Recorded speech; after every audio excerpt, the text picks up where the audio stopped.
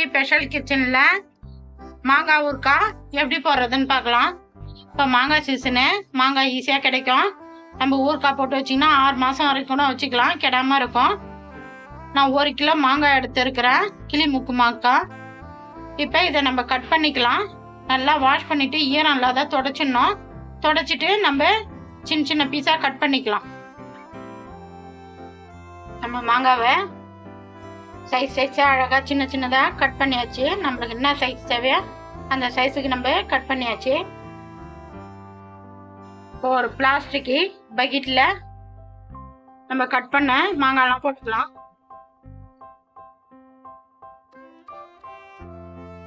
ஊறுகாய் வந்து ஒன்று பிளாஸ்டிக்கிலோ இல்லை பீங்கானில் தான் போடணும். சில்வர்லேயோ அலுமினியத்துலேயோ போடக்கூடாது. அந்த உப்பு வந்து ஊறுகாய் பாத்திரத்தை ஓட்டை போட்டுடும். இப்போ நம்ம ஊறுகாய்க்கு தகுந்த மாதிரி உப்பு போட்டுடலாம். நான் கல் உப்பு போடுறேன்.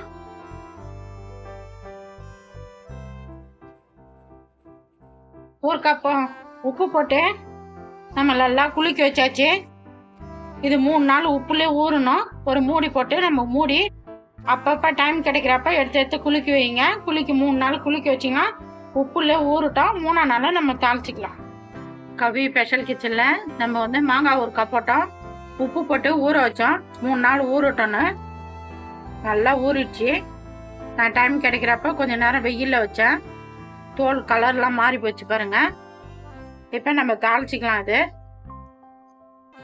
1 டீஸ்பூன் மஞ்சள் பொடி, 2 டீஸ்பூன் தனி மிளகாத்தூள் போட்டுக்கலாம்.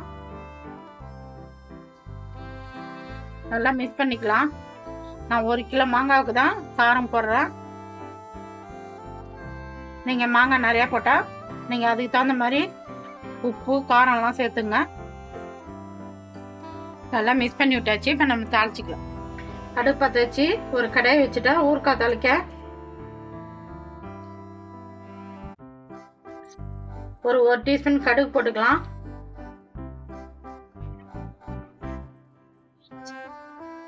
கடுகு நல்லா பொரிஞ்சிச்சு. இப்போ நம்ம இதை எடுத்துக்கலாம். மிக்ஸி ஜாரில் வெந்தயம் 1 டீஸ்பூன் போட்டுக்கலாம். அதையும் வறுத்துக்கலாம். வெறும் கடாயில் தான் வறுக்கணும். வெந்தயம் நல்லா வறுத்தாச்சு. நல்லா ப்ரௌன் கலர் மாறிடுச்சு பாருங்க. வெந்தயத்தையும் நம்ம எடுத்துக்கலாம். வெந்தயமும் கடுகும் நம்ம மிக்ஸி ஜாரில் போட்டு பவுடர் பண்ணிக்கலாம். அதே கடையில் நம்ம நல்லெண்ணெய் ஒரு 100 மில்லி ஊற்றிக்கலாம். ஊறுகாய் வந்து நல்லெண்ணெயில் தான் தாளிக்கணும். அப்போ தான் ஊறுகாய் கெடாமல் இருக்கும். 1 டீஸ்பூன் கடுகு போட்டுக்கலாம். கடுகு பொரிஞ்சிச்சு. அடுப்பு ஆஃப் பண்ணிடலாம். ஆஃப் பண்ணிட்டு நம்ம மிக்ஸி ஜாரில் வெந்தயமும் கடுகும் பவுடர் பண்ணி வச்சிடும். அந்த பவுடர் போட்டுக்கலாம் எண்ணெயில்.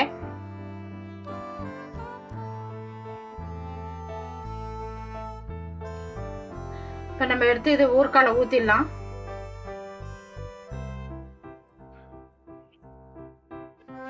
நல்லா மிக்ஸ் பண்ணிக்கலாம்.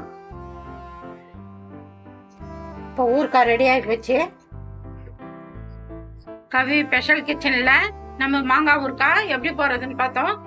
போட்டாச்சு. உப்புல போட்டு 3 நாள் ஊற வச்சு நம்ம தாளிச்சிட்டோம். இன்னைக்கு நான் எப்படி போட்டேன்னா அந்த மாதிரி போட்டு பாருங்க.